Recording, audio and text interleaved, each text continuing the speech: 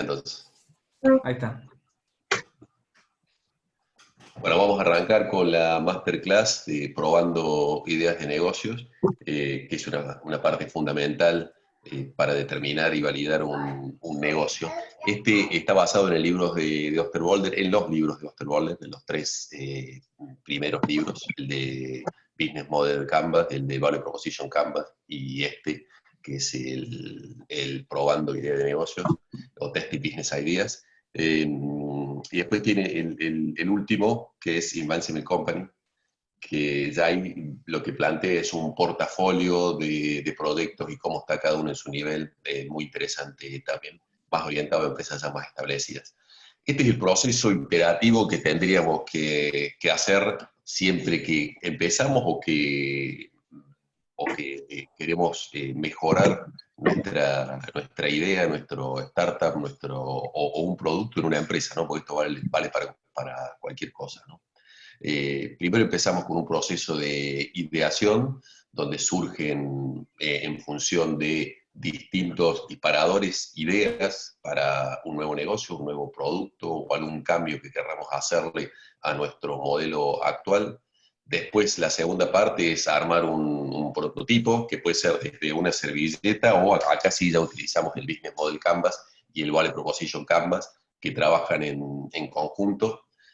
Como para darnos una idea, acá podríamos tener, en función de la cantidad de ideas, podríamos tener muchos modelos de negocios, o sea, prototipos de modelos de negocios. Y la tercera parte del ACES es decidir de todos esos que tenemos ahí, bueno, a cuáles vamos a empezar a probar. Hacemos una priorización, en este caso, y algunas técnicas para priorizar, para ver, bueno, cuáles van a pasar al segundo nivel, que es empezar a probar. Y para hacer las pruebas, lo primero que tenemos que hacer es, a partir de, ya lo vamos a ver más en detalle, ¿no? Pero a partir de ese primer prototipo, de ese primer Business Model Canvas y ese Value Proposition Canvas, generar las hipótesis, que a partir de esas hipótesis se van a generar los experimentos, y después de ejecutar esos experimentos la cantidad de veces necesarias, vamos a aprender. Y aquí volvemos al punto inicial, donde podemos seguir probando, generando más hipótesis, más experimento y prueba, o podemos volver a la etapa de arriba, en la cual generamos nuevas ideas porque las hipótesis que nosotros quisimos probar no se validaron o no lo que nosotros queríamos, y eso nos lleva a pivotear. Entonces, pivoteamos, generamos nuevas ideas, cambiamos nuestro prototipo inicial, elegimos y de vuelta entramos en el bucle de abajo, y esto sería un proceso que en la vida de un negocio puede llegar a ser infinito, ¿no? Pero ¿cuándo vamos a parar? Y bueno, cuando encontremos ese product, el famoso product market fit. Y ahí hay un tema importante de qué es encontrar el product market fit. Y para algunos encontrar el product market fit, generalmente para Estados Unidos y para algunos autores, es cuando la empresa por lo menos logra vender sostenidamente $1.000.000. Esto es repetitivamente, y va a depender también del tipo de negocio en el que esté, porque si vende un solo proyecto y ese proyecto es de $1.000.000, bueno, no podemos decir que encontró el product market fit, ¿no? Pero bueno, se Mario, puede decir, sí, ¿el $1.000.000 es anual? ¿Siempre anual. anualizado Eso, todo eso? eso, eso es anual, está anualizado, y también son números de Estados Unidos, ¿no? Y de algunos autores que ponen estos. Eh, Ok, gracias. A mí me pareció una idea interesante como para decir, bueno, pero ¿cuándo encontramos el product market fit? Porque a veces decimos, encuentro el product market fit cuando vendí, y no, en realidad tengo que tener un conjunto de ventas sucesivas y que estén validadas, ¿sí? El haber realizado una sola venta no quiere decir que haya encontrado el product market fit. Sí, el problem solution fit, si quieren, que es otro tema, es decir, bueno, yo encontré algo que satisface el problema y la solución, pero que eso yo lo pueda vender en forma repetitiva y que eso se transforme en un negocio, y a partir de ahí pueda ser escalable, porque una vez que encontré el product market fit, tengo que hacer escalable mi negocio o mi startup, mi Pasar al siguiente emprendimiento. nivel. Y lo importante es este proceso constante, ¿no? Normalmente nosotros, ¿qué hacemos? Y bueno, hacemos una ideación, hacemos un business model, o pasamos a veces directamente a generar ya el producto, y hacemos muy pocas pruebas y salimos a vender. O sea que la prueba la hacemos saliendo a vender prácticamente, ¿no? O muchas veces pasamos mucho tiempo en esta parte de arriba sin salir a probar. Eso nos pasó a nosotros Cuando empezamos en el año 2001, 2002, con un producto, tuvimos 2 años desarrollando el producto y recién salimos a probar, es más, construimos la empresa y todo, y recién salimos a probar, a ver cómo se comportaba el mercado y nos pegó un cachetazo terrible el mercado.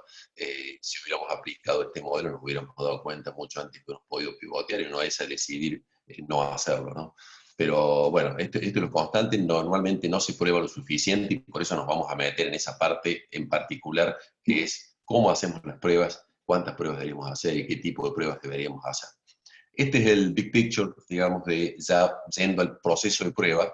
Fíjense que en este caso a la izquierda, nosotros ya tenemos armado nuestro Canvas y nuestro Business Model Canvas y el Value Proposition Canvas, nuestros dos Canvas.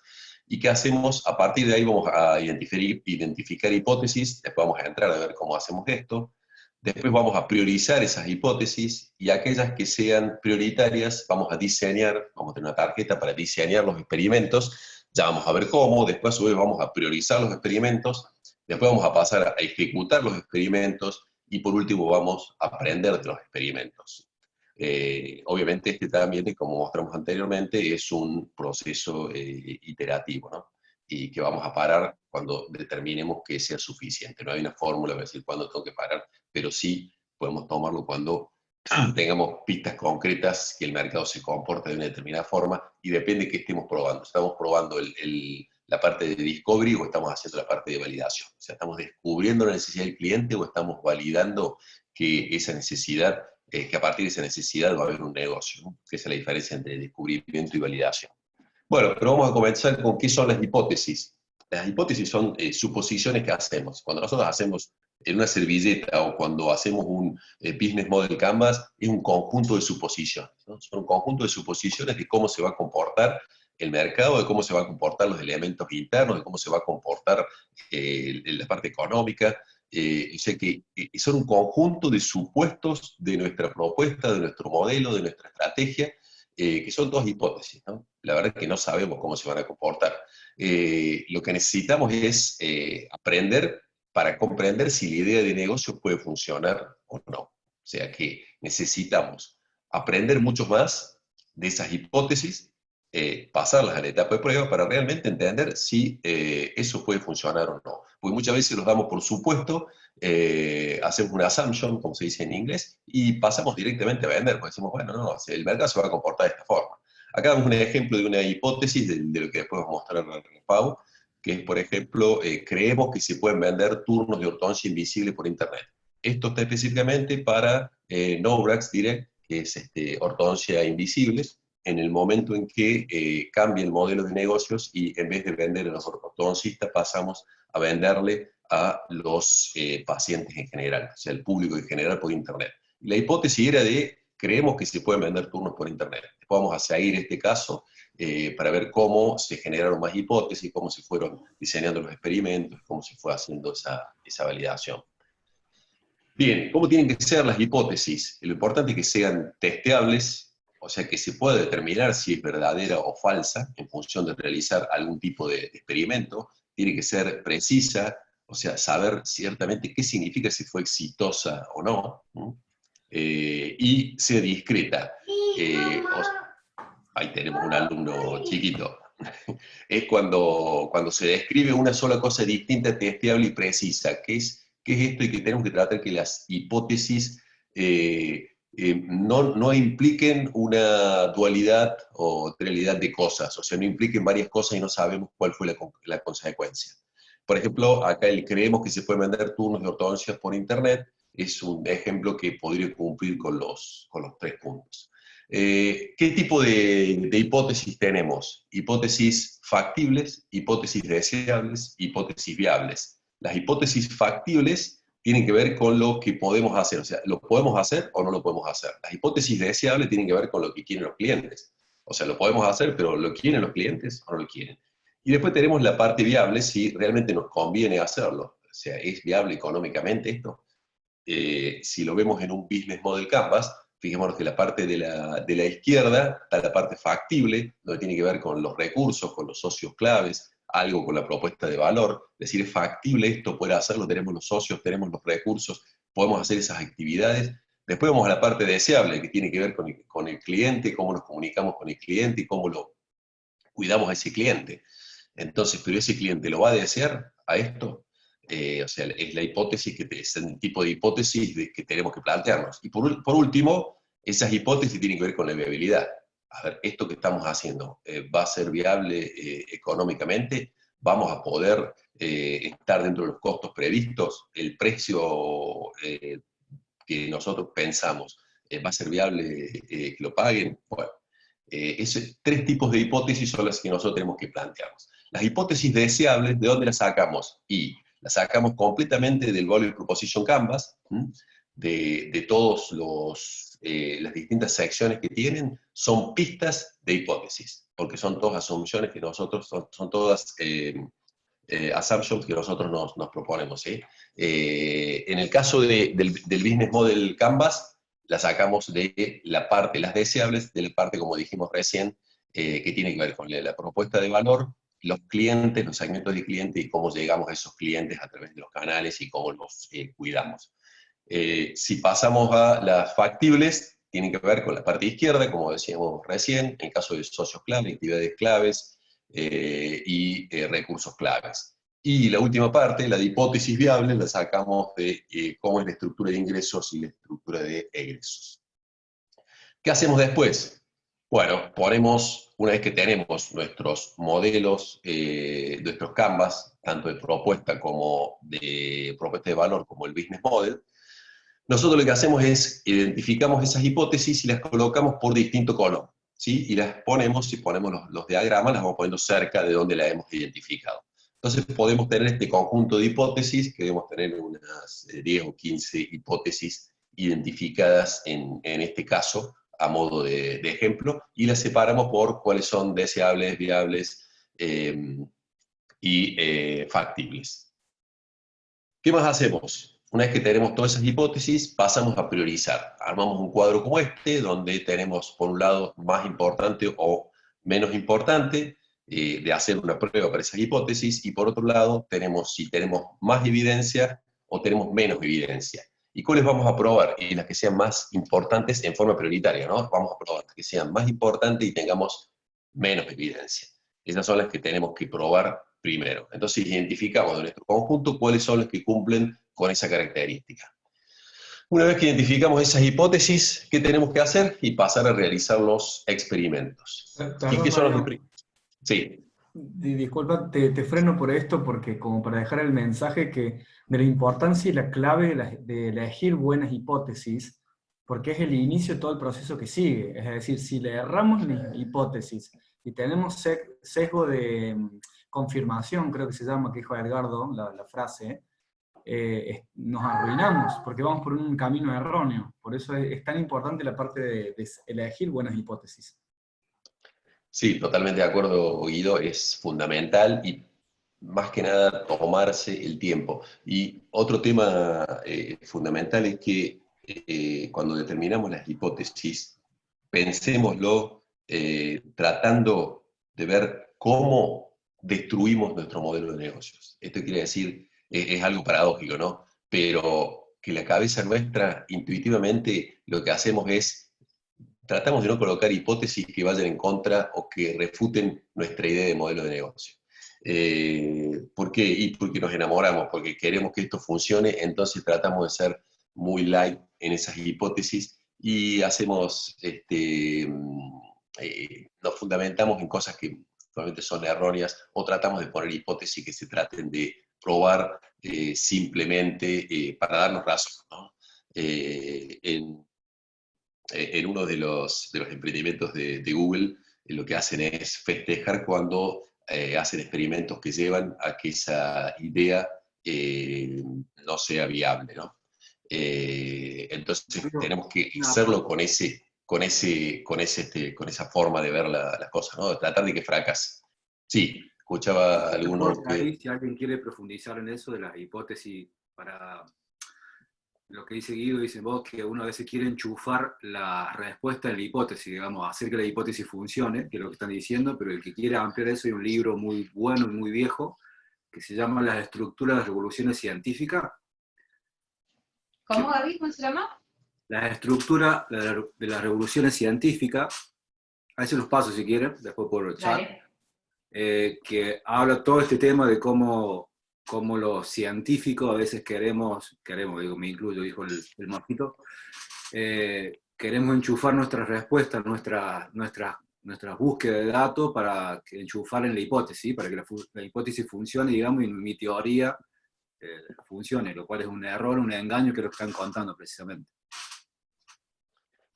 Exactamente, esa es la idea, o sea, hay que hacerlo bien, bien crítico, y si nosotros tenemos pistas de que esto va a fracasar, es mejor que fracase en este momento, o que detectemos que esa forma no va a funcionar y podamos pivotear para ver si encontramos la forma, o de última dedicarnos a otro emprendimiento de que sigamos y al final, después de bastante tiempo, esfuerzo, recursos, nos den cuenta que esto no funciona, ¿no?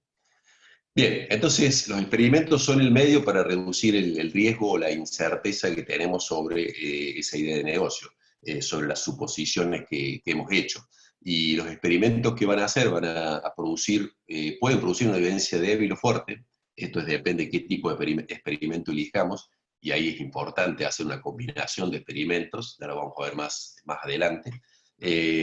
Puede ser rápida o lenta, también depende del tipo que elijamos, y puede ser caro o barata. Eso va a depender, tenemos cerca de 25 o 30 herramientas para hacer experimentos. Y después también puede requerir muchas o pocas repeticiones. Depende del tipo de herramienta que utilicemos, la cantidad de veces que vamos a tener que hacerla.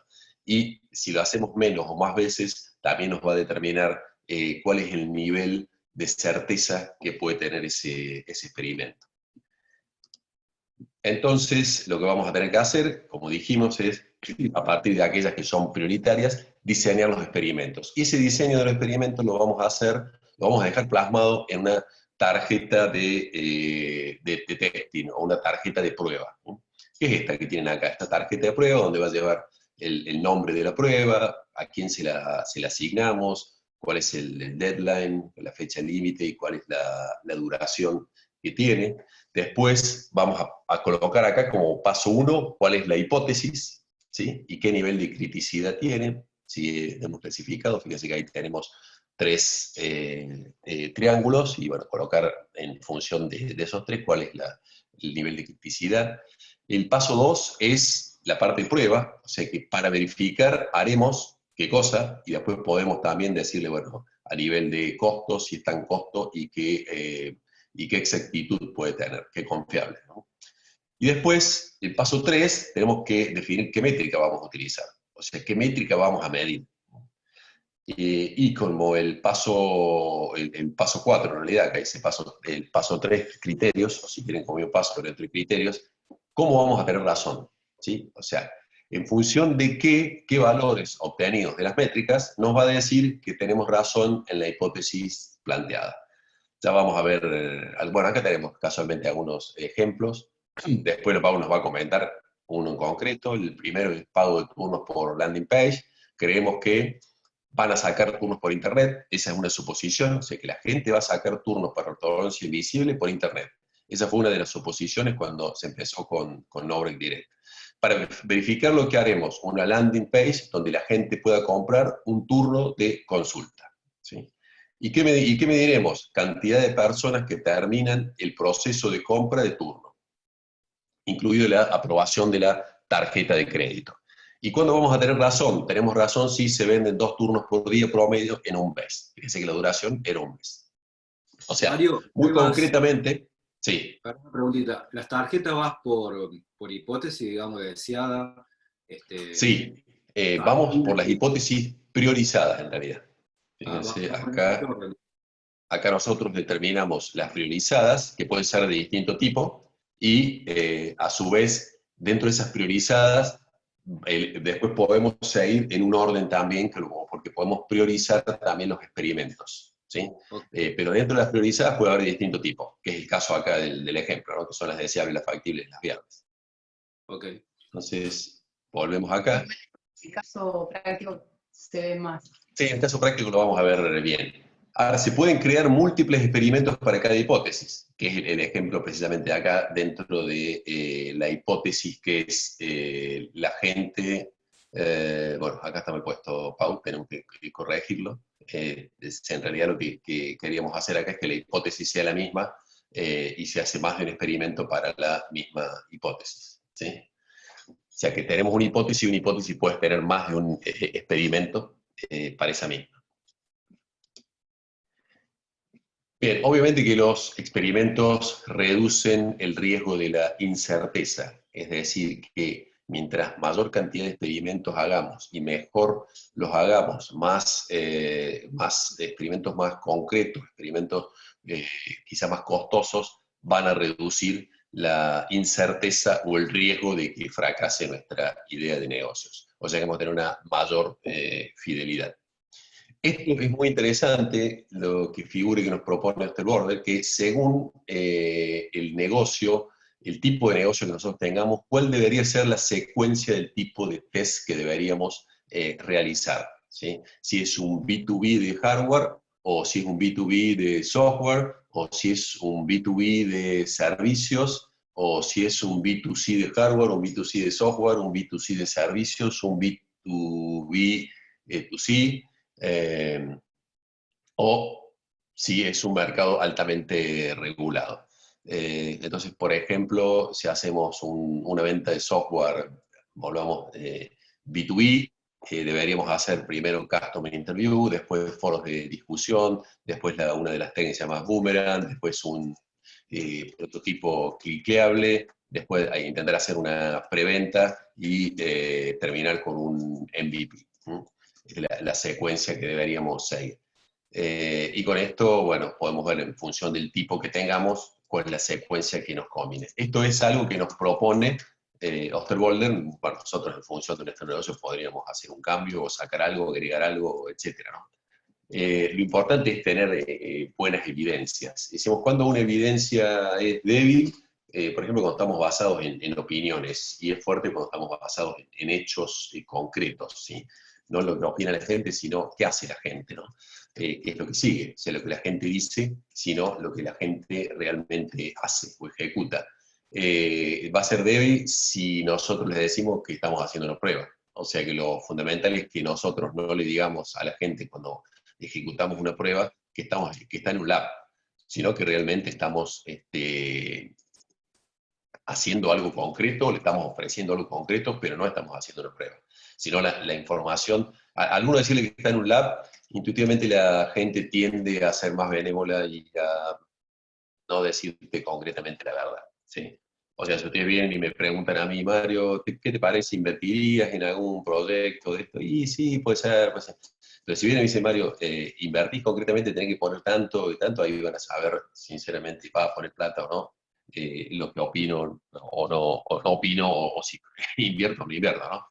Y después, bueno, tenemos algunos de evidencias que son que suponen baja inversión, como ser tipo solamente con un mail, o una gran inversión, que es un contrato específicamente. O sea, si alguien ya nos da un contrato, tenemos una gran evidencia de que esto va a funcionar. Bien, a partir de entonces de esas tarjetas de pruebas y las ejecuciones de esas tarjetas de prueba, es decir, una tarjeta de prueba puede ejecutarse varias veces. Acá tenemos un ejemplo de una tarjeta de prueba que creo que es una entrevista. Bueno, obviamente que tenemos que tener varias entrevistas para después poder sacar un aprendizaje de esas entrevistas, ¿no? Entonces, de la secuencia sería después de la tarjeta de prueba o las ejecuciones de esas tarjetas de prueba, y por último lo lleno en una tarjeta de aprendizaje, que es la que tenemos acá, donde de vuelta repetimos la hipótesis. El paso 2 es qué observamos, ¿sí? ¿Qué pasó con la prueba que hicimos? Observamos qué sería, qué valores tuvieron. A partir de ahí aprendimos qué, o sea, cuál fue el aprendizaje, y por lo tanto qué decisión vamos a tomar. Que una decisión puede ser, vamos a ir probando, ¿no? Este es otro tema interesante, que es que nosotros podemos o debemos hacer un test backlog, así como tenemos en nuestro backlog del del Launchpad, el Sprint Backlog del Launchpad. Nosotros podemos tener un test backlog en donde vamos tomando cada uno de los tests en los distintos estadios. En el estadio inicial, donde estamos haciendo un setup del test, donde los tests que estamos ejecutando, y después los tests que ya hemos aprendido, que pasaron a la etapa de aprendizaje. Hay algo también importante que es determinar, según el tipo de test,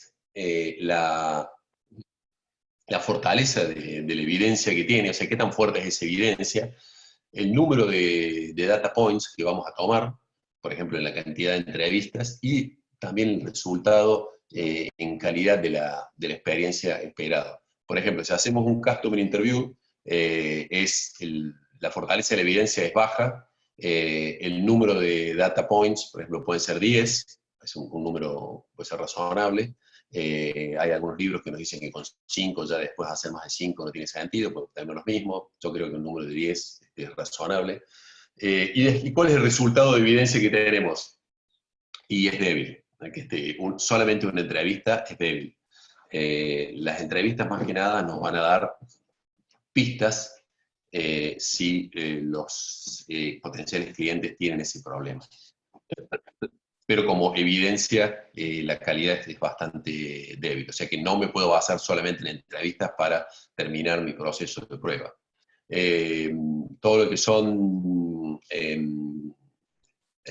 encuestas, no me salía la palabra en español, las que son encuestas, tienen un poco más de evidencia que en la entrevista, pero más que nada también por el número de data points, o sea, por la cantidad que se hicieron, en este caso 500, pero igual sigue siendo débil, ¿no? O sea, que empiezan a ser complementarias. Si yo tengo entrevistas y también hice encuestas, bueno, ya tengo alguna pista mayor. Igual también sirven para la etapa de descubrimiento.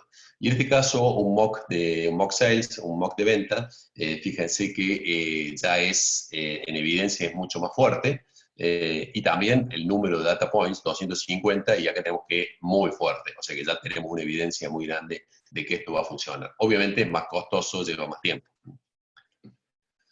En cada tarjeta de tipo de experimento, Osterwolder lo que nos propone es lo siguiente. Para cada tarjeta, esto podría ser, después vamos a ver el ejemplo de la entrevista, cuál es la descripción del experimento, el nombre del experimento, cuál es el costo, ¿sí? En este caso tiene 4 redondelitos en negro, que costaría entre $10.000 y $20.000, cuál es el setup time, o sea, cuánto tiempo nos lleva para construirlo, cuál es la fortaleza que tiene esa evidencia y cuál es el tiempo de ejecución, ¿sí? Cuánto nos va a llevar ejecutarlo. Y abajo, cuáles son las capacidades que tienen que tener las personas que van a van a ejecutar esta herramienta. Y a la derecha, por último, qué tipo de hipótesis prueba, si prueba hipótesis deseables, factibles o viables. Por ejemplo, en el caso del Customer Interview, tienen un costo que podríamos decir bastante bajo, está dentro de los dos, la evidencia es bien baja, el setup time también se lleva 2, o sea, armar el setup time no lleva mucho tiempo, preparar esas entrevistas en realidad no lleva tanto tiempo, si bien hay todo un tema de cómo realizamos las entrevistas, hay varios libros en cuanto a esto, cómo hacer las entrevistas para que esas entrevistas nos den el mejor resultado, y el tiempo de ejecución también es bastante bajo. Y fíjense que esto, la capacidad que tiene que tener es de research. El que va a hacer esto tiene que ser una persona que sea más investigador. ¿Y para qué tipo de hipótesis probamos? Las deseables y las viables. O sea, en definitiva, acá cuando vamos a hacer la entrevista al cliente, probamos si realmente es lo que está buscando, si realmente es el problema que tiene, por eso la parte deseable, y también la parte viable, porque podemos ver ahí si el cliente está dispuesto a comprar, no está dispuesto a comprar y cuánto podría gastar para esto. Entonces, lo que define el libro es por cada tipo, que les digo son aproximadamente entre 25 y 30 herramientas, les define este tipo, para qué nos sirve, cuál es el costo, etcétera, etcétera. Y esto podríamos agregárselo nosotros en nuestras tarjetas.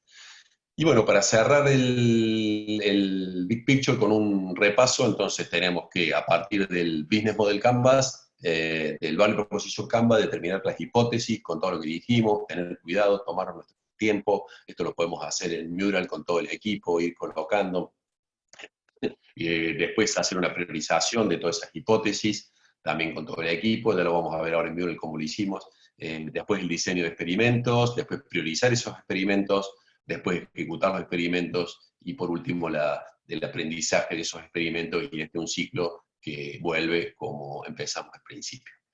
Bueno, con eso terminamos esta parte. Ahora lo que nos queda, le voy a pasar a Paula para que ella nos muestre un caso concreto hecho en Mural sobre Nobrax. Después, en todo caso, abrimos a preguntas. Bueno, buenísimo. Dame que voy a empezar a compartir.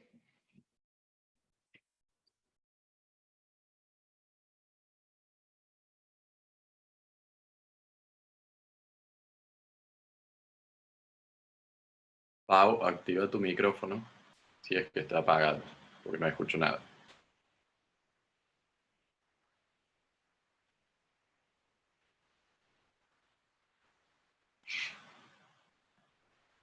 Está teniendo un problema, Paula, con poder compartir la pantalla. O sea, Ahí está.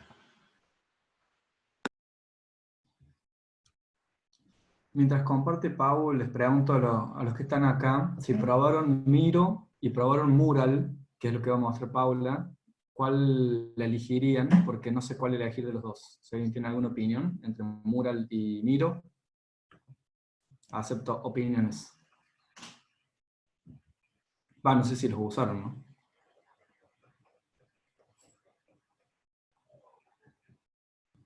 Son bastante parecidas, Guido, en términos generales. Uso más Mural, más por un problema de costumbre que de poder describirte qué fortalezas tiene contra Miro, pero los dos son como los estándares del tipo de pizarrones interactivos. Yo te comparto, Guido, yo uso Miro, pero un tema de costo, porque viste que Mural es caro. Comparto la opinión recién, digamos, los dos son buenos y estándar, pero por una cuestión de costo uso Miro. Ah, mira, ok. Está muy lento este computador. Sí. No, pues necesito moverme. Bueno, dale. Y este es el problema que tienen Miro y Mural, que como decís, Pauli, son súper lentos cuando querés mover, y si querés meter 20 personas en el mismo lugar para que metan mano, todavía tienen un problema de velocidad. Sí. Yo igual tengo un problema grave con esta computadora. Ah. Ya no me llevo muy bien con ella. Son las pestañas abiertas, Pauli. Sí, me voy a ir a OneTab. Pero se me va a cerrar esto. Es la, Ahí, me pasa la máquina de Mario. es la gloria, OneTab. Sí. Yo te iba a decir que yo prefiero Mural porque Miro tiene algunas funcionalidades que son pagas, que Mural las tiene en el gratis. Por ejemplo, la parte de votos y todo eso. En Miro te pide pagar para tener esas cosas y en Mural la tenés gratis. Okay. O sea, es mejor la versión gratuita de Mural, pero es más barata la versión paga de Miro. Claro, exacto. Así es. Sí. bueno, hicimos un cambio de... Perdón tanto lío, pero mi computadora está para el desguace. No, pero está bueno saber eso en términos de herramientas, ¿viste? Para no perder tanto tiempo una o la otra. Igual está más difundido Mural, ¿no? O porque capaz porque es argentino. Sí, porque está como más popularizado el uso de Mural.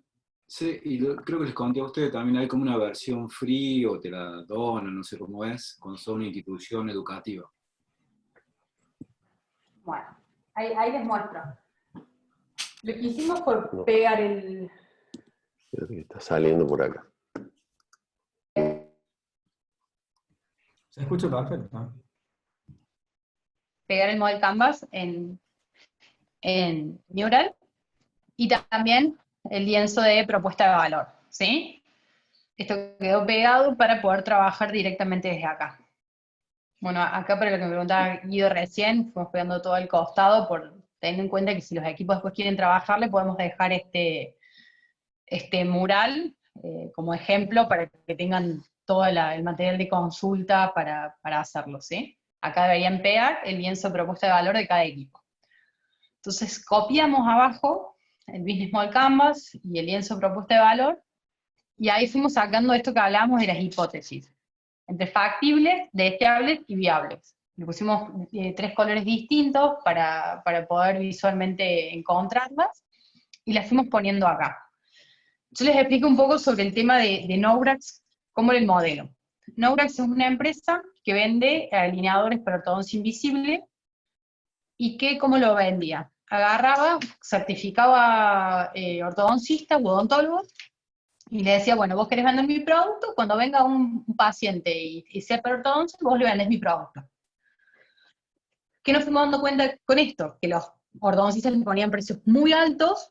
¿Por qué? Porque le ganan más con la ortodoncia tradicional. Entonces agarramos, y la gente no se ponía la ortodoncia invisible, pese a que es más cómoda, todo, no se lo ponía porque era mucho más cara. Y nos escribían y nos decían, sí, pero esto sale, no sé, sale X cantidad de plata, y decimos, claro, ese es el precio que está poniendo el ortodoncista, no se lo ponía Nourax.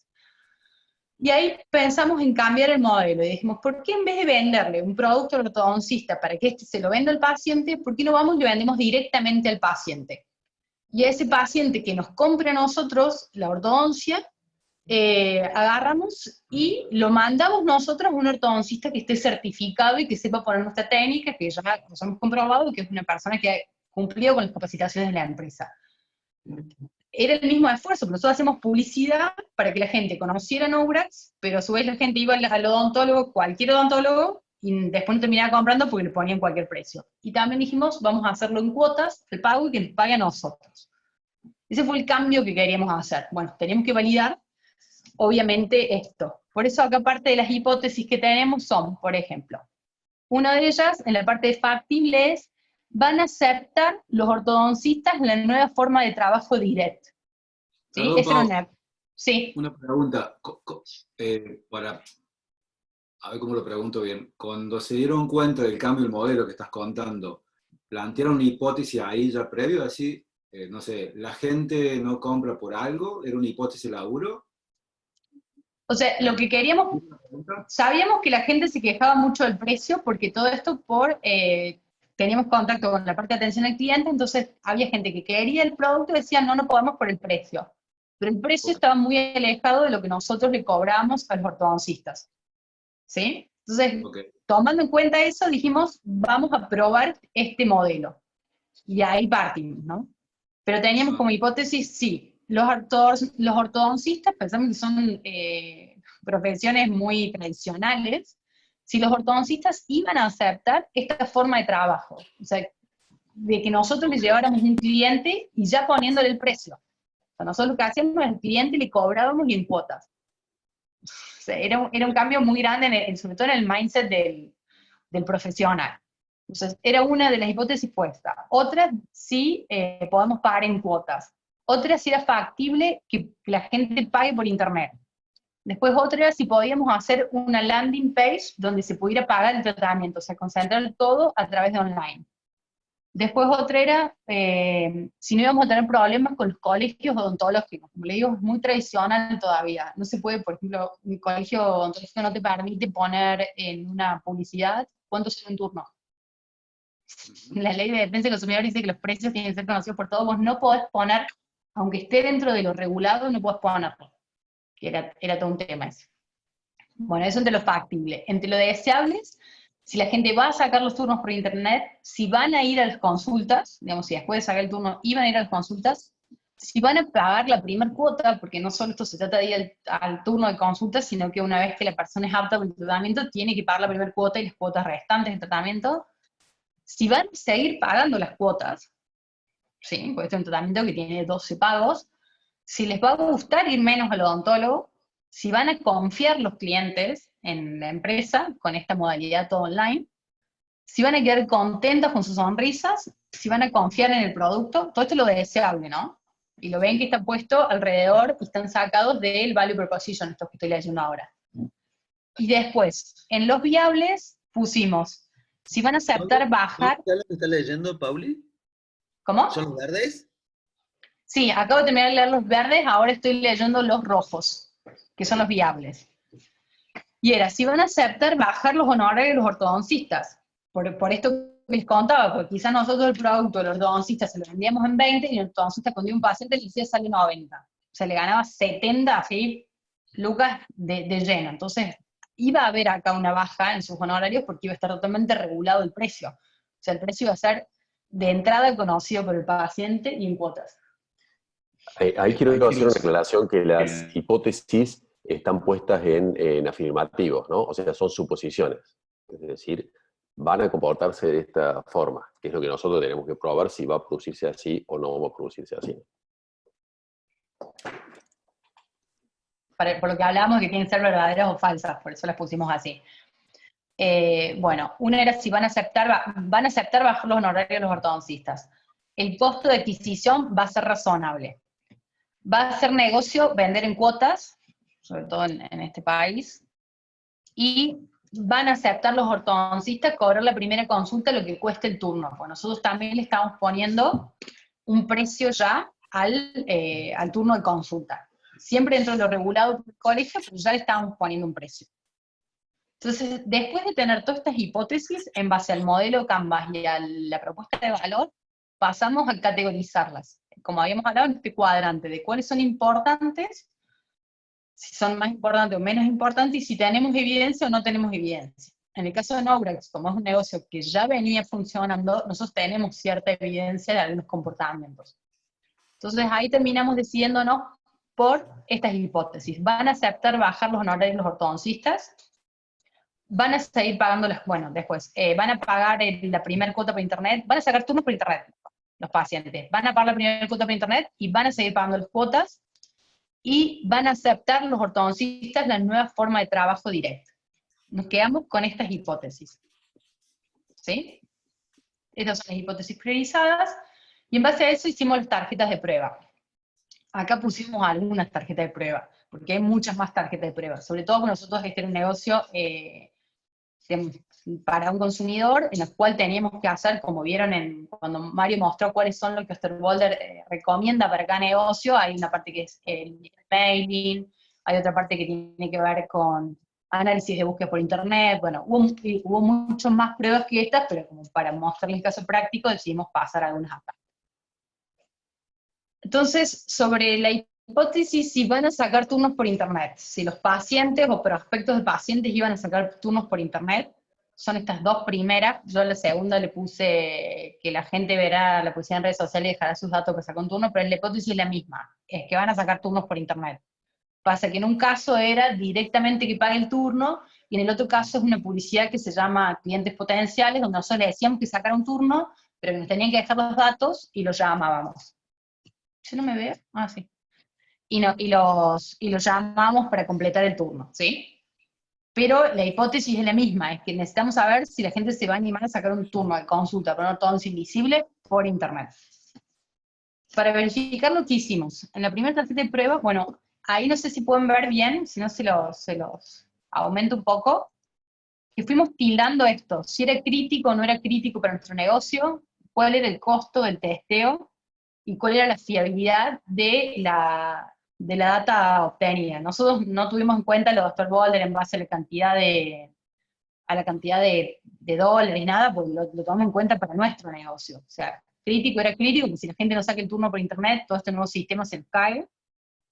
Después el costo del testeo era medio, había que armar una landing page, generar ciertos flujos, digamos, de mail, de canales de comunicación, pero no era tan costoso, o sea, no había que hacer un prototipo nuevo, no sé, una ortodoncia nueva ni nada. Y la fiabilidad de la data le pusimos media, ¿por qué? Porque si la gente saca el turno, va al turno, pero después no paga las cuotas, no tenemos negocio. Entonces, es importante que saque el turno, pero necesitábamos que después paguen las cuotas. Y mediremos, que es lo que íbamos a medir, es la cantidad de personas que terminan el proceso de compra de turno. O sea, que la tarjeta le ha aprobado gracias por su pago. Ahí terminaba nuestra métrica. Y decidimos hacerlo durante un mes y que se vendieran 2 turnos por día promedio. Esto nos da un total, obviamente, de 60 turnos. Digamos. Ese era nuestro criterio de éxito. Esto tiene que ver con el negocio y con lo que hablamos antes. De que también, en base a los costos que tenemos, cuánto tenemos que vender para que esto sea un negocio. hicimos una prueba parecida para la misma hipótesis que se iban a sacar turnos por internet, como les decía, que era el tema de publicidad en redes sociales, donde la gente nos dejaba sus datos para sacar un turno. Eso se llaman, para verificarlo, hicimos las campañas de clientes potenciales, donde las personas tenían que dejar nombre, mail y teléfono, y lo que medíamos era la cantidad de personas que nos dejaban sus datos para comprar un turno online. Si nosotros conseguíamos 10 clientes potenciales por un día, eso por día eso era nuestro criterio de confirmación. Después, otro tema muy importante era, vamos acá abajo, el de los ortodoncistas. Si los ortodoncistas iban a aceptar esta nueva forma de trabajo, de que nosotros les lleváramos pacientes y no ellos trabajar con sus pacientes. Para verificar lo que hicimos, fueron llamados persona a persona, digamos, a los ortodoncistas, ofreciéndoles trabajar bajo este esquema, donde Nobrac les proporcionaba el paciente. ¿Y qué es lo que medíamos? Era la cantidad de ortodoncistas dispuestos a trabajar en este esquema. Teníamos razón, sí, al menos 2 odontólogos por localidad, tomando nosotros, para empezar, tomamos Córdoba, Rosario y parte de Capital, y después fuimos ampliando, pero al principio era Capital Federal. Ya, si por lo menos 2 odontólogos por localidad se aceptaban, que eso nos permitía atender a las personas que sacaran turno. Esto fue así, entrevistas puntuales, llamadas por teléfono, porque además ese ortodoncista tenía que poner sus datos. O sea, nosotros teníamos que dar nombre, apellido, matrícula, toda una serie de cosas, que como explican en un negocio tan tradicional, no es fácil. Después el tema de los honorarios se manejó de la misma manera. La hipótesis era si van a aceptar los ortodoncistas bajar sus honorarios sobre el tratamiento, siendo los precios puestos por Nobrac. Se hizo de la misma manera, con los llamados, y en el mismo llamado se le ofrecía el esquema de trabajo y el esquema de pagos, y el criterio utilizamos el mismo, pensamos que esa persona que fuera la que va a atender estuviera dispuesta a ese pago de honorario. Lo mismo en cada tarjeta fuimos poniéndole un tilde en... Sí. No, una curiosidad nomás, la aceptación, porque esa me parece que es clave, esa hipótesis, si estaban dispuestos a aceptar la baja de honorarios. La respuesta a la hipótesis fue que empezaron a aceptar porque el volumen les iba a aumentar, o porque estaban dispuestos a aceptar menos dinero en el bolsillo, digamos. Eso precisamente lo vemos después, ya le vamos a ver la respuesta en la tarjeta de aprendizaje. Acá nosotros, fíjate que la hipótesis en esta no le ponemos tan crítica como la forma de trabajo, o sea, la forma de trabajo la clasificamos como más crítica y a esta como menos crítica, porque en el caso de que no aceptaran los honorarios, podíamos seguir negociando con una suba nosotros en las cuotas. O sea, como era esto una prueba, nosotros salimos con un precio de prueba, y por eso digo, probamos muchas cosas acá para el caso de estudio, bajamos algunas, pero sí, salimos con un precio previo, sabíamos que podíamos poner otro precio, entonces, por eso no la catalogamos como tan crítica, ya que podíamos cobrar más. Déjame hacer una aclaración.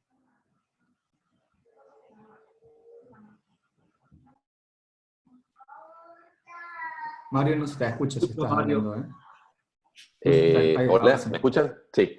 Acá una aclaración es que este nuevo modelo, cuando nosotros lo ideamos, el problema era que atentaba con el modelo anterior.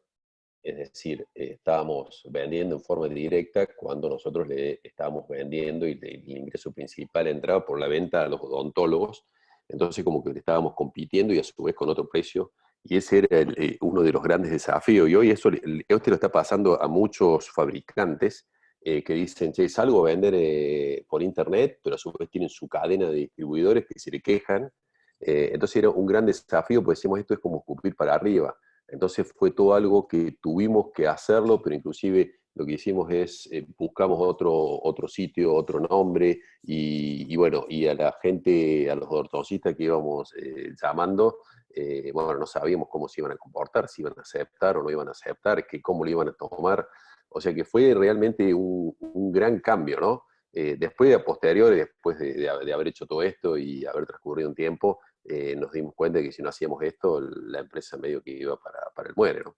Si no hacíamos ese cambio en el modelo de negocio. Y que decir, como acá está muy claro el pivoteo, porque esta es una empresa que venía con un modelo de negocio particular y a partir de una ideación, o sea, ya estaba constituido, y si vemos al infinito ese que teníamos, se dijo, bueno, acá tenemos que hacer algún cambio y a partir de la prueba cómo tiene sentido y que de esa pequeña prueba que fue esto lo que están viendo acá, que habremos estado 1 o 2 meses, se determinó que era viable, ¿no?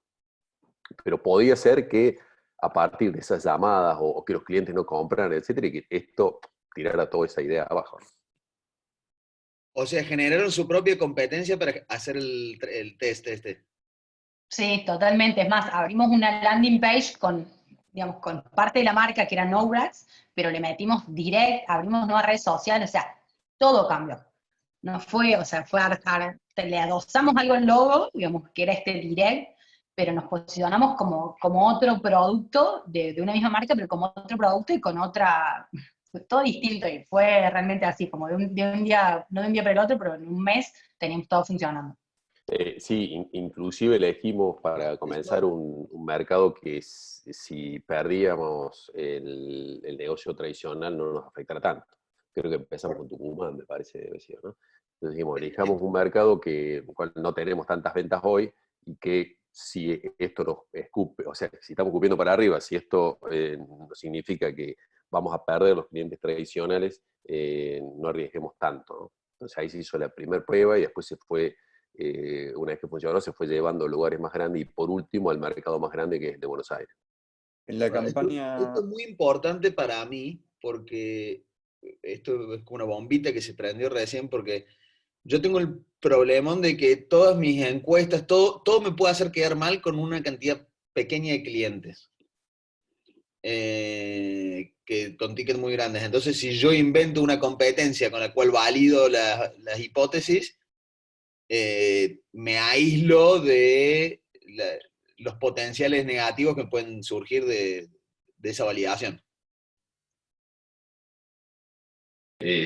Sí, igualmente nosotros asumimos un riesgo acá, ¿no? Por eso lo asumimos en un lugar más chico y bueno, porque en ese momento si esto nos tiraba que no querían trabajar más con nosotros por haber lanzado esto, pasábamos a factura cero. Entonces intentamos que la prueba sea lo más aislada posible, pero siempre asumimos un riesgo, ¿no? Pero bueno, si no te arriesgas, tampoco vas a ganar. Después, a posterior, hoy determinó que hoy con la pandemia estamos pudiendo vender, siendo que los odontólogos no podían atender, ahora están empezando a atender, ¿no? Pero, y después que pasó a ser el negocio más importante y un negocio escalable, se cambió totalmente el modelo de negocio, totalmente el modelo de negocio con respecto al original. Y bueno, todo empezó con esta idea, prueba, o sea, exactamente el circuito que estamos viendo, ¿no? Sí, exacto. Bueno, acá en el criterio habla de los odontólogos que aceptaran por localidad, buscamos que aceptaran las localidades más grandes y a su vez la prueba piloto se hizo en Tucumán.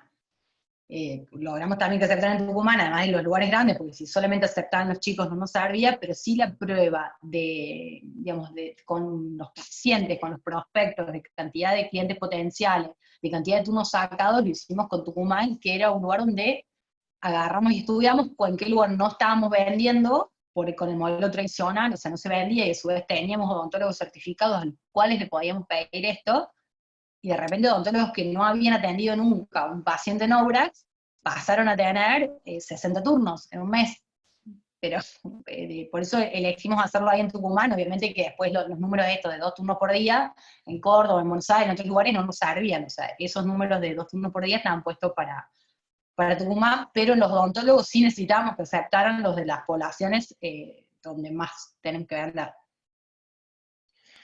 NoBrats es un caso particular en donde acá se transformó de una fábrica tradicional, porque fabricaba alineadores y le vendía a clientes que son los ortodoncistas, a una plataforma que une, por un lado, ortodoncistas y por otro lado, clientes o pacientes potenciales. Y dejó de ser prácticamente un productor a pasar a ser una empresa de software o una empresa de tecnología. Pasó a ser una plataforma y cambió totalmente un modelo exponenciable. Bueno, esto fue gracias también a no solamente esta parte, sino aplicar todo el modelo que está expresado hoy en el Launchpad, ¿no? Si bien en ese momento no estaba el Launchpad, se aplicaron prácticamente todos los conceptos que están ahí. O sea, terminó siendo una plataforma, ¿sí? Hoy ya, si bien sigue estando la fábrica, pero es a nivel de pruebas y para mercado local, pero ya tenemos fábricas en otros lados, o sea que ni siquiera ya se concentra en la fábrica.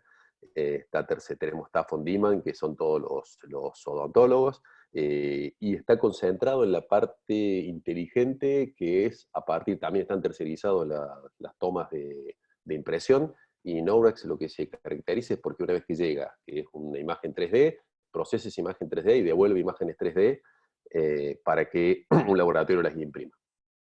Y después se une las dos partes, después le manda a los pacientes a los odontólogos, ¿sí?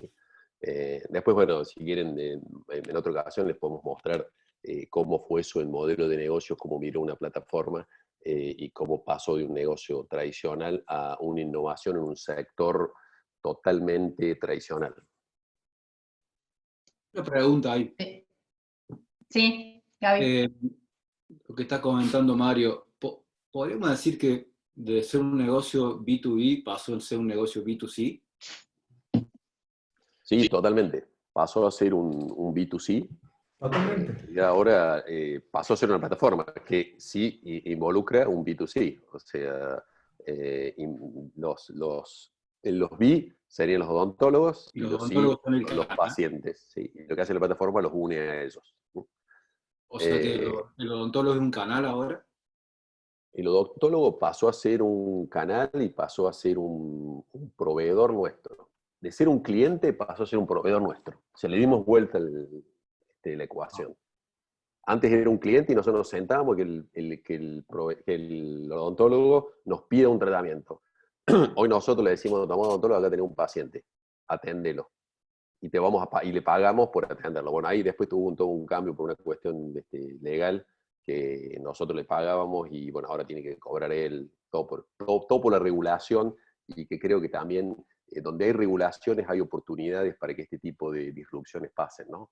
Pero te genera problemas. Como el caso de Uber, como el caso de Airbnb, todo eso te genera problemas, ¿no? O sea, no puedes ser innovador o disruptivo en un sector si no tenés problemas con alguien que se estaba beneficiando por eso. En este caso son los colegios odontológicos, ¿no?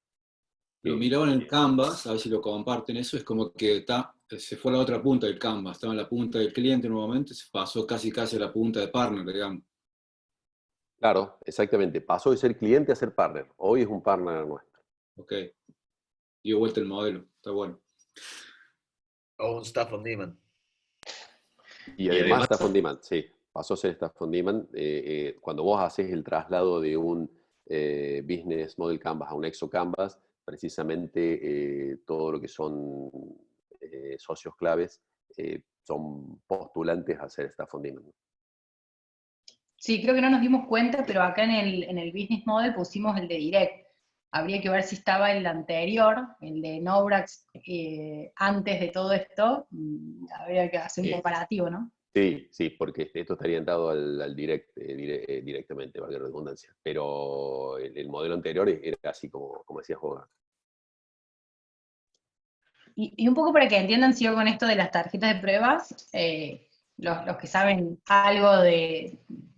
Cuando hablamos de que sacamos una landing page para que la gente pueda sacar turnos y que vean lo económico que nos costó, que está puesto como en el medio, le hicimos por Wix. O sea, en 3 días teníamos una landing. Fuimos así, o sea, vos hacías un botón y el botón te llevaba a un Mercado Pago, o sea, era todo hecho bien como prototipo, o sea, acá no empezamos, ay, que si es más lindo, menos lindo, que si la imagen, que el software, que la usabilidad, o sea, nada, bien concreto porque queríamos testear. Y en esto vamos a lo que nos pasa de demorar siempre la prueba para buscar una completitud o este ego en que los productos salgan divinos, tanto productos digitales. Acá fuimos con lo básico, básico, básico. A probar, necesitamos medir. ¿Le pusieron pauta, Pau, o le hicieron orgánico? Eso estaba por preguntar, Paula, ¿cómo dimensionaron la pauta para llegar a estos resultados? Tuvimos pauta a clic en la web, y tuvimos pauta esta otra que es la segunda tarjeta de pruebas, que eran formularios de clientes potenciales. que decíamos, mirá, este nuevo negocio, tener tu ortodoncia, y éramos muy claros, el turno sale tanto y las cuotas son tantas cuotas de X cantidad de plata. Y ahí la gente se notaba y nos dejaba los datos, que habíamos puesto como criterio, si conseguíamos 10 clientes potenciales por día, y conseguimos mucho más en Tucumán, donde nunca habíamos vendido nada. Sí, con una pauta, y una pauta baja en su momento. Después sí fuimos sumando a otros meses, empezamos ya con un poco de posicionamiento en diarios y otras acciones. Pero al principio no, o sea, gratamente estábamos sorprendidos, porque logramos un montón de clientes potenciales con poca inversión. Y después, la medida de la landing sí fue con una pauta de clic a la web. O sea, hacíamos una publicidad y decíamos, aquí está la web. Y la gente pagaba el turno.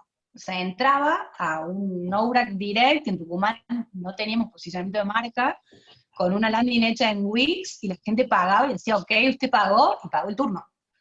Y Pau, bueno, ¿qué criterio usaron para dimensionar la pauta? Más o menos, si tenés algún criterio o fueron probando, testeando eso.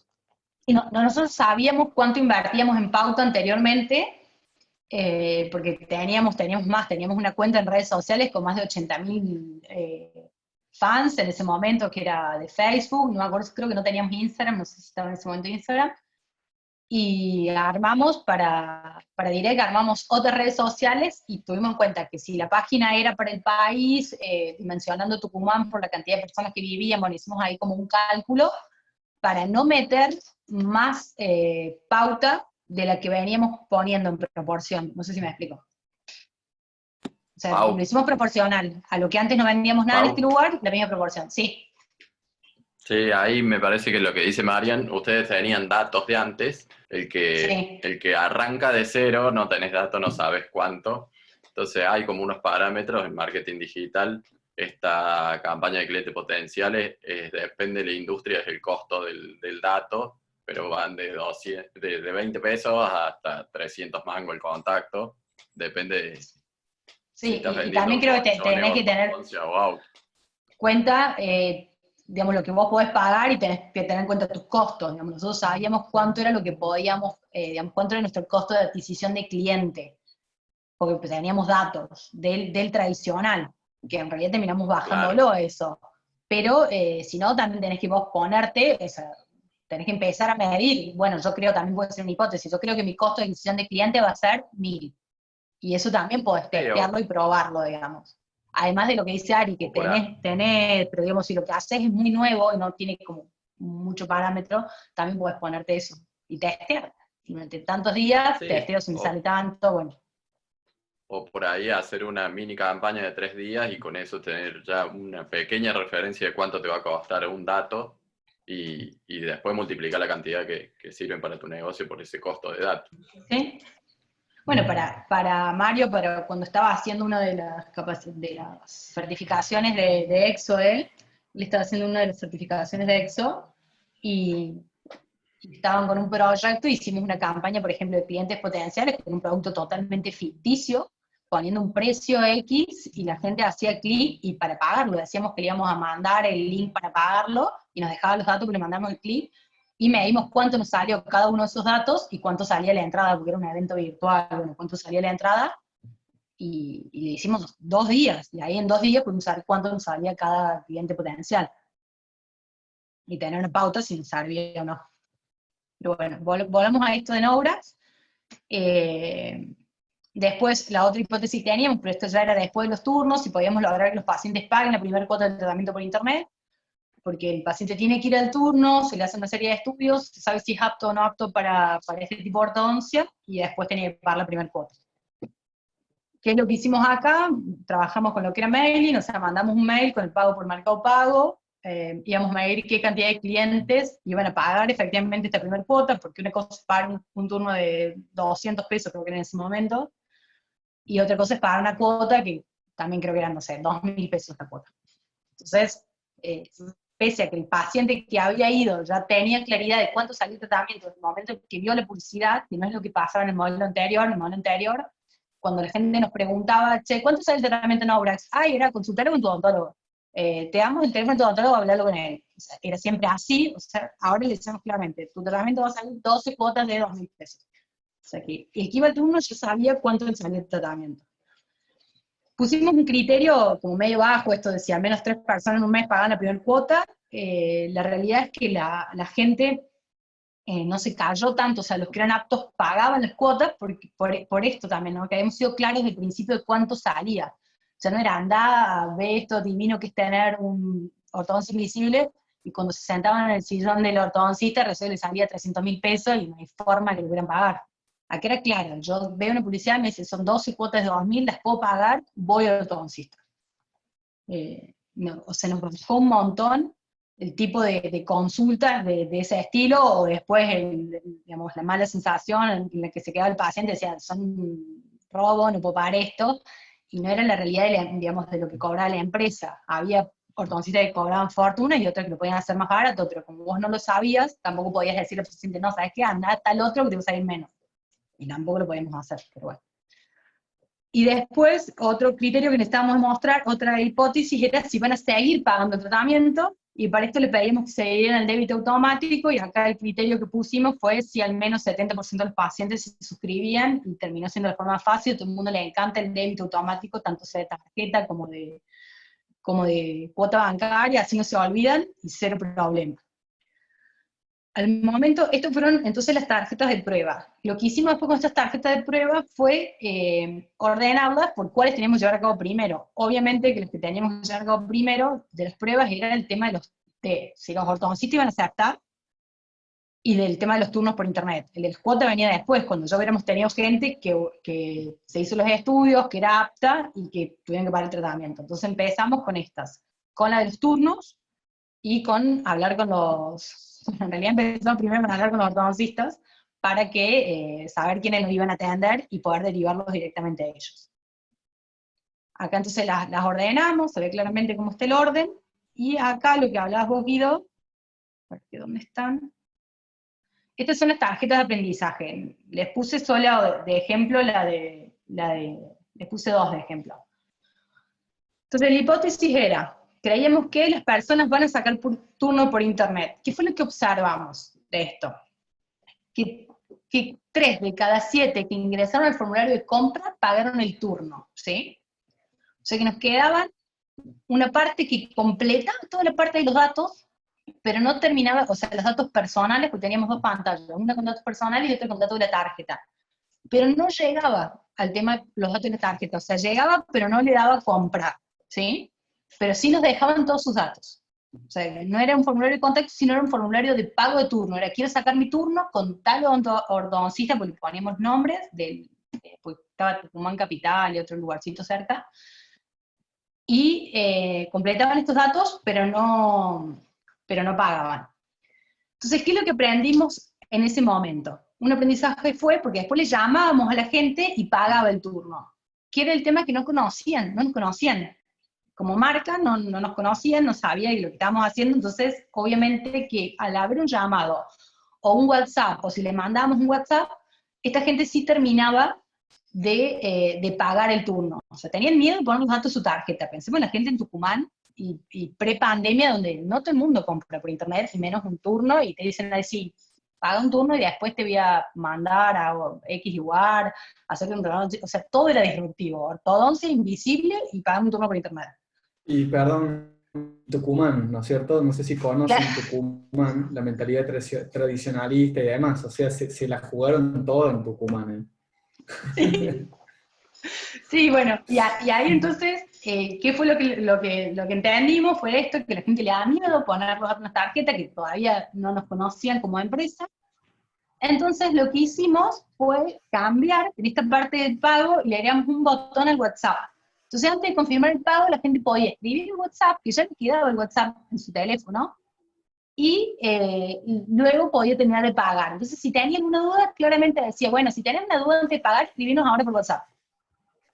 Y esto logró que muchos más turnos se pagaran en cliente online. O sea, primero, un cruce por el WhatsApp, o algunos quizás ni siquiera, simplemente ya veían el WhatsApp, pero logramos mucha más carga directa de turnos y que terminaran el proceso de compra. Pero entonces o sea, en realidad aprendimos, o sea, validamos la hipótesis, que era que se iban a sacar turnos por internet, pues logramos la cantidad que habíamos deseado de turnos pagos, y a su vez tuvimos una oportunidad de mejora de nuestra landing page. Y en cuanto al ortodoncista, y acá está lo que preguntabas vos, Guido, si la hipótesis que teníamos era si van a aceptar la nueva forma de trabajo, lo que terminamos detectando cuando hablábamos con todos estos ortodoncistas, los ortodoncistas, sobre todo menores de 40 años, en su mayoría eran los que aceptaban el nuevo modelo y lo veían como una oportunidad de captar nuevos pacientes apalancándose en las campañas que nosotros íbamos a hacer. ¿Por qué? Porque claramente nosotros le íbamos a llevar volumen, o sea, gran flujo de gente que le llevamos, de los cuales muchos hasta podían no ser aptos para la ortodoncia invisible, o sí, pero ellos podían venderle otros servicios. Y era gente a lo que ellos no estaban llegando porque no cuentan con el aparato de marketing que teníamos nosotros como empresa, o sea, que tenemos nosotros como empresa. Ese ortodoncista fue el que mayor valor le vio. Quizás el ortodoncista más grande, que tiene ya viste sus pacientes, que trabaja hace un montón de tiempo, nos costó mucho más y son los no que tuvimos. Perdón, chicos, yo los voy a tener que dejar porque tengo este horario de visita para mi madre. Ahora a las 12, y si no, no voy a llegar. Pero bueno, los dejo en buenas manos acá para que ya terminen de ver el tema. Cualquier duda, igualmente, si no, también después me la hacen llegar, pero seguro la pausa les va a poder responder. Bueno, les mando un abrazo a todos y nos estamos viendo la semana que viene. Abrazo. Gracias, un abrazo, Mario. Mario. Gracias, Mario. Un abrazo, Mario. Chao, Mario. Adiós. Chao. Esto, Pauli, Bueno, que decís de llamémoslo la revalidación del cliente, es muy bueno saber para las startups, no solo quién es mi cliente, quién no es mi cliente. Porque quizás ustedes después podrían resegmentar y decir que exclusivamente son los más jóvenes para hacer fuerza ahí, ¿no? Y tener más tasa de conversión. sí, y lo que logramos ahora con el tiempo fue al revés, empezaron a buscarnos los ortodoncistas. ¿Por qué? Porque hay ortodoncistas que están trabajando con nosotros y les terminamos de pagarle cheques por turno, por un montón de plata que antes no recibíamos, porque atienden mucho más gente, y lo que tienen obras, que es lo que queríamos hacerle ver. Thank you.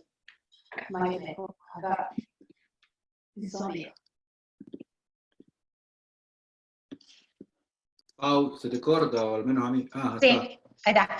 ahí está. Digo que antes, con obras, recibían muy pocos turnos y ellos no veían lo que nosotros queríamos hacerle comprender, era que pese a que en el tratamiento tradicional de ajustarte a alambres le ganan más porque los materiales son baratos, porque no hay tecnología por detrás, porque es simplemente una cuestión artesanal, pero la cantidad de tiempo que pasa el ortodoncista con cada paciente es mucho.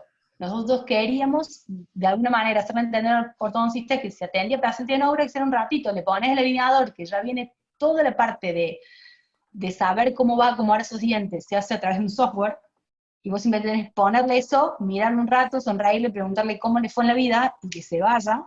Eso no lo podían ver. Y ahora este tipo de ortodoncistas más jóvenes y que recibieron muchos pacientes, y que ven que en un ratito atienden un montón de pacientes, y que a fin de mes es un cheque gordo, y que a su vez ese paciente después se queda para otras cosas, que después le hago un blanqueamiento, que cuando saco una obra te hago, no sé, algún X cosa, es fantástico. Pero hubo muchos ortodoncistas que no lo podían ver en su momento, y bueno, y obviamente ahí entendimos que nosotros vamos y por eso está puesto en tarjeta. A partir de ahí aprendimos que nos conviene sumar ortodoncistas que estén comenzando su carrera y que podamos contar con ellos mientras reciben un flujo de pacientes nuevos de 15 a 20 por mes. Y le estamos poniendo, en algunas localidades, le estamos mandando mucho más pacientes que esos por mes. Y acá, esto de también, como todo se hace por computador y por un software, y hay un equipo de Knowgrad detrás, que es el que, en base a tu sonrisa inicial, con este software puedes saber cómo va a ser tu sonrisa final, con ciertos algoritmos y demás. No necesitas que el ortodoncista que te está atendiendo, no dependes de la expertise del ortodoncista. El ortodoncista solo tiene que saber tomar una muestra. No tiene que saber más. Y antes, cuando vos ibas a un ortodoncista, tenía que él ser muy bueno para saber cómo ajustar los alambres y demás cosas, y saber qué ponerte para que tu boca quedara fantástica. Bueno, ahí fue todo un cambio, y bueno, ahí las decisiones y acciones que tomamos fue realizar campañas publicitarias más fuertes para en realidad conseguir más prospectos que paguen en turno y aumentar el flujo que le llegue a los ortodoncistas. Sabemos que de esa manera los tenemos hiper contentos. Bueno, y ahí terminamos con el caso de ejemplo. Después no sé si pasame tiene el link alguna duda. para poner un Nobrax. Ah, dale. Ya compré.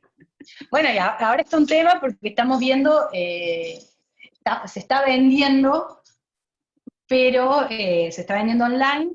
Lo que estamos tratando de conseguir en realidad es algún software, porque lo que vos tenés que hacer es ir a tomarte esta impresión y ciertas placas para que después el software pueda actuar y poder imprimir, como decía Mario. O sea, ahora lo que te tira el software es un archivo y vos lo podés imprimir en cualquier lado.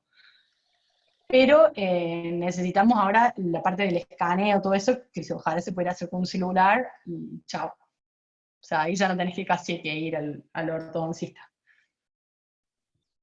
Pero Divino. fue un cambio súper importante el que tuvimos. Y como les digo, en esto de aprender salimos con muy poco presupuesto a probar. O sea, comparado a los presupuestos que veníamos utilizando en Nobrax, que no sé, que hacer una página web nos llevaba miles de meses, porque teníamos que tener un sistema como todo perfecto, en publicidad invertíamos un montón de plata, y de repente probamos con Direct y vimos que con mucho menos dinero y con algo mucho más simple, pero yendo al cliente, cambiando totalmente nuestro modelo de negocio, y si no, era así, creo que la empresa no estaría, si no hubiéramos hecho esto. Pau, te hago Sí, una consulta. sí, Ahí cuando descubrieron el modelo 2 sería, el modelo 1 era como se montaron como venía trabajando la ortodoncia tradicional y laburando de Sí. esa manera, ahora migraron pivotaron a otro modelo de negocio. ¿Al modelo inicial lo mataron o lo dejaron ahí para que si alguno quería seguir de esa manera lo puedan seguir usando? Queda ahí, o sea, quedó ahí, sin grandes esfuerzos, o sea, no tenemos esfuerzos de marketing para eso, solo todo lo que entra es orgánico, y queda ahí para los ortodoncistas, porque a su vez contamos con una red de ortodoncistas certificados, de más de 1000 y pico ortodoncistas que habían certificado en la técnica Nobrax. Y, digamos, si alguno de ellos quiere pedirlo, pero no tengo bien ahora en este momento el número, pero creo que no representa ni el 10% de la facturación. Claro. O sea, Claro, pero no lo digamos, mataron, si vos digamos, llamás, está permanente. no, en algún momento sí les dijimos, les pasamos a vender al mismo, o sea, en realidad les ofrecimos venderles en cuotas también.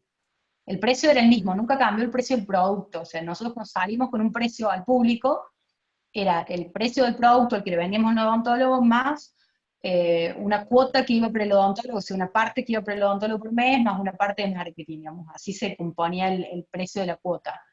Pero le dijimos al otro odontólogo que estaba en el tradicional, bueno, te lo podemos vender también en 12 cuotas como lo hacemos con la gente. Pagámoslo en 12 cuotas, el precio es el mismo. Pero sigue habiendo, porque por ejemplo tenemos algunos ortodoncistas que atienden a famosas, y sabemos que los que cobran esos ortodoncistas por el producto y por ponerte una ortodoncia invisible que no se vea son fortunas. O sea, nada que ver a lo que le estamos vendiendo, y bueno, un poco también salió nuestro MTP, que era ortodoncia para todos, ahí está en el Exocanvas. Ortodoncia invisible es accesible a toda la población, porque normalmente las ortodoncias estéticas son consideradas como artículos de lujo. O sea, los precios que le ponen también son un artículo de lujo, y todo el mundo tiene que andar con esos alambres horribles. Y yo estuve también. Por eso hablo. Probé los dos sistemas. Pau, Sí. una pregunta que está un poco fuera de lo que estamos hablando en este momento. Me interesó mucho la parte de que mostraron el camino para las empresas que venden software B2B, Sí. hardware B2B, que había unas columnas. Eso está en el libro. ¿Eso está en el libro? En el libro tal cual. Eso es un print de las páginas del libro, y lo que tiene de práctico el libro, que tiene después, empieza con cada una de, no sé, interviews, te lo desarrolla. Y le dice qué capacidades tiene que tener, cómo tenés que hacerlas. O sea, cada una de las pruebas te desarrolla cómo deberías hacerla. O sea, el libro es como súper manualcito así práctico. ¿No, ¿Nos pasás el nombre y ¿El el libro? autor? Sí. Sí, pero no lo compartimos en el Slack. o se me están mezclando, pero ahí se los comparto la Slack. Sí, está en Slack, en Sí, PDF. está en Slack. Es más, ¿no lo compartió el Javi? Sí, Pau, Javi está en pasó Slack. Lo compartió el Javi. el segundo, no el primero. Yo no sé si esto es del primero o el segundo. No, Este- Javi compartió el de Testing Business Ideas y había compartido Edgardo el otro, el de Invisible Company, que ese es el último. El último es el que compartió Edgardo, pero no tiene que ver con esto. Y Ok. Javi compartió, está en el canal de Exolo Launchpad, aquí lo estoy viendo, lo compartió Javi el 28 de mayo. Les dejo el libro de experimentación de Osterwalder. Y el de Value Proposition creo que también lo comparto. Yo lo compartí en Notion, si no, lo tienen ahí. Una pregunta, Pau. Sí. Dos preguntas en realidad. Una es, más o menos ya tiene un año que están a full con esto, implementándolo, ¿verdad? ¿Y cómo ven la curva de crecimiento, cómo fue? ¿Y cómo ven los cambios con respecto al odontólogo que van a ser muchísimos, inclusive algunos creo que ya no pueden todavía atender, sin un protocolo estricto? ¿Cómo ves que puede beneficiar de esto que no tiene prácticamente participación física, o tiene mucho menos participación física en el proceso, ¿no?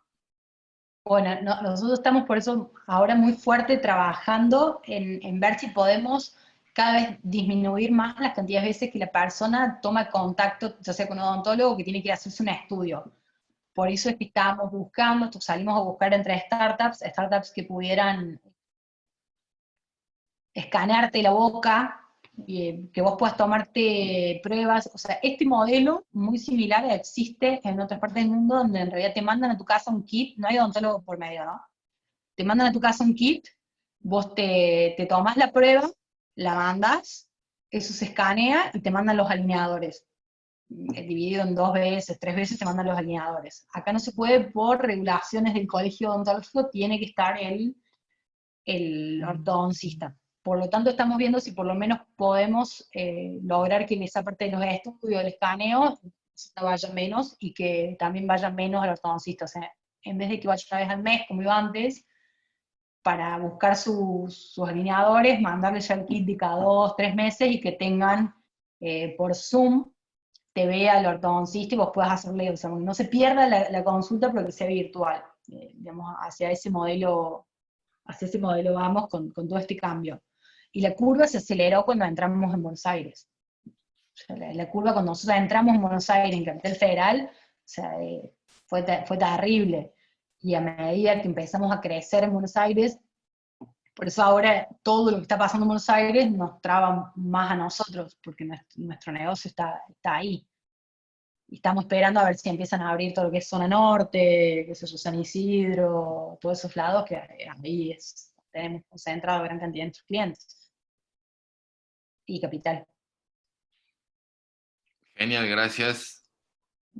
Ahora está, sí, todo un poco frente. O sea, ahora dejamos de lado, en esto de pararnos sobre la caja con la pandemia, dejamos de lado mucho de la inversión, obviamente, en marketing, porque tiene sentido si todavía no tenemos resuelto que ese primer contacto no puede ir. Y ahí es donde le toman la muestra y todo. No sé si respondí. Sí, perfecto. Genial. Chicos, yo me salgo de la reunión. Gracias. Bueno, Pau. dale, nos vemos. Gracias, Gaby. Bueno, si Adiós. alguien tiene alguna duda, pero Sí, la idea era mostrarles. Pau, ¿qué incidencia tiene el dólar en los insumos y cómo cree que va a impactar en los precios? Tenéis una idea, ¿no? Nosotros ahora ya no, antes sí, porque antes eran los plásticos, venía todo de afuera y ahora hay local. Y lo mismo el tema de las impresoras. La primera impresora que tuvo en Obrax, parecía una mesa gigante, salió una fortuna, no me acuerdo cuánto era, pero una guasada lo que había salido, o sea, como una casa más o menos.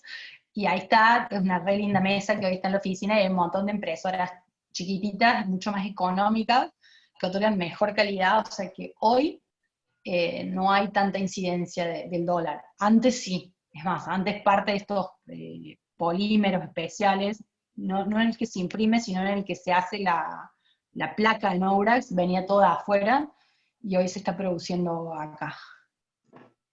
Así que es mucho menor la incidencia y el precio que tiene nuestra ortodoncia. Si lo pasas a dólar comparado a las ortodoncias en otro lado del mundo, es nada. O sea, es muy poco lo que sale acá. Esta ortodoncia la usan en la NBA, en esos lugares, ¿no? O sea, me gustaría aprovechar ahora que hay tanta gente tan interesante en esta llamada. No sé si terminó la clase, si alguno puede... si alguien tiene alguna duda, lo que quería mostrarle era cómo es un caso real y que entiendan que tampoco tienen que gastar tanta plata para hacer todas estas pruebas y que realmente una prueba les puede salvar su negocio. Como en obras tradicional no estaríamos hoy. O sea, como esto de pensar, probar, y que es un bucle, es un infinito. O sea, acá tenemos la ideación del negocio y acá tenemos el testeo y no hay que disociarlo. O sea, siempre tienen que estar unidos por este núcleo, como está en el gráfico, que es la decisión nuestra. Hacemos, probamos, decidimos, hacemos, probamos, decidimos todo el tiempo. Más hoy que el mundo es totalmente volátil. Y si no hacemos esto, por eso nosotros estamos pensando, pre-pandemia ya estábamos buscando los emprendedores, nos empezamos a contactar el año pasado, que se pudieran escanear. Pues sabemos que el modelo va para ahí. Y hoy Argentina no lo permite la regulación, pero nosotros no estamos en Argentina. Nuestro mercado tampoco es Argentina, es México es mercado, Brasil es mercado, bueno, y hay otros mercados más, y necesitamos tener toda la tecnología para eso. Y somos una empresa de tecnología. Está buenísimo, me encantó el ejemplo. Me gustaría si, entre los que hay, si alguien tiene un ejemplo que hizo un proceso parecido con alguno de sus proyectos, si puede compartir en 2 minutos, porque por ahí también está bueno verlo desde diferentes dimensiones. Totalmente. Sí, yo he hecho varios de esos. Creo que hemos hablado, Tommy, bueno, con Marian también. El año pasado o el anteaño, que participamos de Greeners, habíamos hecho sobre unas cajas tipo Dollar Shave, que son unas cajas de estética masculina con maquinita afeitar y, bueno, un par de productos que se compraban por suscripción. E hicimos el mismo proceso que hicimos una landing primero, donde llegábamos hasta el proceso de pago y ahí le decíamos, justo este producto que elegiste, se agotaron, pero si querés suscribirte cuando abramos de nuevo nuevas suscripciones, déjanos tu contacto.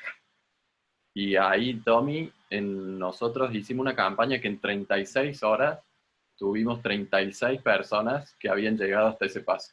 O sea, hasta una persona por hora de promedio. O sea, gente con intención de compra porque el botón decía suscribirse. Y habíamos puesto 2. Entonces, como esas 36 personas avanzaron hasta ese punto. Entonces dijimos, bueno, hay negocio. Cuando el dólar estaba, creo que 20.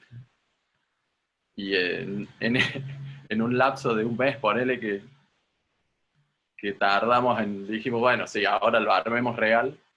Tardamos un mes en armar todo real. Se disparó el dólar. Nosotros habíamos pedido unas muestras de Hong Kong y de China, de máquinas, porque acá no conseguíamos. Y bueno, después se cerró la importación, el dólar se multiplicó. Cuando lanzamos todo de nuevo, hicimos las campañas, nadie compraba. El problema era totalmente otro. Y a pesar de que la validación fue positiva, vivimos en Argentina, vos lo sabes. Y bueno, tuvimos que desistir de ese proyecto porque no lo pudimos pivotar, por ejemplo. Entonces, está bueno cuando no funciona tan bien porque te acorta el tiempo de inversión y de un montón de cosas. Inversión no solo de guita, sino de tiempo, de todos los recursos que te hace falta para hacer un testing. Ese fue uno, y te quiero contar otro, Tommy, que no sé si te lo he contado a vos. Yo tenía yo le digo fábrica de agua, pero era una embotelladora, donde embotellábamos agua sin sodio. Era Dios, fabricaba agua. Fabricaba agua, era Dios. Ese fue como, ahora te voy a contar el caso de éxito. Empezamos al revés. El caso de éxito es Agua Tibet. Agua Tibet era una marca de agua que creé. No sabíamos cómo hacer, había visto en otro país creo que fue en Chile, una marca de agua sin sodio. Me fijé en Argentina no hay, y dije, bueno, voy a posicionar una marca de agua sin sodio y la vamos a posicionar únicamente en restaurantes y hoteles para que no la pueda comprar cualquiera, porque la quería vender cara. Entonces, como no tenía idea cómo hacer, me fui a proveedores de botellas primero, conseguí una bonita en un proveedor, y me regalaron 6 botellas. Y esas 6 botellas, yo soy diseñador, pero cualquiera puede hacer. Diseñé una etiqueta, la pegué, quedó excelente, y con eso salimos con mi socio de ese momento, salimos a validar y a testear, y nos fuimos a los restaurantes más copete y a los hoteles más copete de Córdoba, de traje, cayendo con una botella de agua, y en ese mismo día vendimos. Y no teníamos fábrica, no teníamos nada. Entonces dijimos, bueno, pasa que las entregas, nosotros tomamos los pedidos hoy, pero las entregas las hacemos en una semana. Y en una semana tuvimos que conseguir agua sin sodio, porque tampoco sabíamos si se podía hacer. Y conseguimos un fabricante una persona que tenía una máquina que podía hacer lo que quiera con el agua, meterle y sacarle lo que haga falta, y nos pudo hacer agua, comprar un tanque, una máquina para embotellar, y lo pudimos resolver. Y esa empresa la testeamos así, o sea, nosotros salimos a vender agua y no teníamos nada, de verdad, un folletito que hicimos, la botella, y mostrarlo. Y esa empresa, en 6 meses, le multiplicamos por 10 y la pudimos vender en 6 meses. O sea, me duró 6 meses esa empresa, nada más. Y ese es como el caso de éxito de cosas que no son tecnológicas también, ¿no? Pero Ari, ¿se la vendiste a otro embotellador o a quién se le vendiste la empresa? A una persona que le interesó el proyecto, que lo vio muy atractivo, un porteño. Nosotros no vendíamos en Buenos Aires. Ahora ni siquiera sé si sigue vendiendo, porque una de las cláusulas era que yo no podía participar por 5 años. Ahora no veo la hora de volver al ruedo del agua, porque hay mucha ganancia. Nosotros, un restaurante compraba, el agua más cara que compraba le salía en ese momento 5 pesos, 5 pesos con 50, y nosotros le vendíamos a 16 pesos la botella, o sea, más del triple, y aún así nos compraban a nosotros, y los clientes en el restaurante pedían el agua, primero porque de verdad era muy ligera, y porque el packaging que tenía era zarpado, o sea, sí, era muy, muy, muy premium. No sé si han comprado una vez el agua, la gota es, esa que viene en un envase de vidrio, esmerilado, con dibujo, veníamos con dibujos de Brito, de ¿cómo se llama el otro que hace cosas que decía Brito? Y en Buenos Aires, cuando vos vas a los restaurantes más caros, normalmente todo el mundo toma, es más, hay restaurantes donde no tienen otra agua, o sea, podés pedirte una villa licencia. Es de Entre Ríos. Ahí tenés que mantenerse al lado de los hipertensos. Hay un montón de hipertensos que te van a comprar agua sin sodio. Bueno, había mucho, nosotros le vendíamos mucho a particulares que nos pedían, porque googleaban agua sin sodio, pues nosotros habíamos posicionado la página con eso, entonces nos escribían, che, mirá, mi médico me recomendó un agua sin sodio, veo que vos tenés. ¿Realmente sin sodio? O sea, nos preguntaban, así que nosotros habíamos hecho todos los análisis y demás, que obviamente exige la ley, así que y las normas, así que le mandaban los resultados de esos análisis y le decíamos, mira, mostrale esto a tu médico, si tu médico te da el ok, te vendemos. Porque posta que había muchos hipertensos y había gente que nos compraba, no sé, 15 cajas, encima teníamos un solo envase que era de medio litro, y nos compraba 15 cajas desde distintos puntos del país porque era el agua que le recomendaba el médico tomar. Por eso quiero volver al ruedo, porque había... Igual ahora hay, mucho ¿o no? negocio. La SER, ¿no hay una de estas, la de Favalor, son sin sodio? Hay algunas que son bajas en sodio, que tienen un porcentaje todavía. Bueno, espero que les haya gustado todo esto. Tengo que irme, dice Mili. Chao, Mili. Chao, Mili. Edgardo también. Bueno, ahora tienen que leer el libro. El libro se lee muy fácil, ponés un libro como de, o sea, la parte que habría que leer del libro, un poco es lo que explicamos, y toda la última parte, que es la de experimentos, es la que tienen que aplicar, o sea, solo sirve si lo estás haciendo en el momento, o sea, es agarrar y decir, che, para mi negocio, ¿cuál es? Bueno, somos software, B2B, tengo que hacer esto, y ahí está el grafiquito, y después atrás te dice, bueno, cómo hacer la entrevista, cómo hacer esto, cómo hacer lo otro, y es práctico, o sea que la parte que tenían que leer del libro es la que le bajamos acá, y el resto es el barro, el campo de batalla. Bien, fantástico. ¿Sí? Bueno, chicos, que tengan Shabbat Shalom para todos, y que pasen un lindo fin de. Nos vemos el lunes. Igualmente. Chao. Gracias. Chao. Chao, chao. Adiós, gracias. Chao.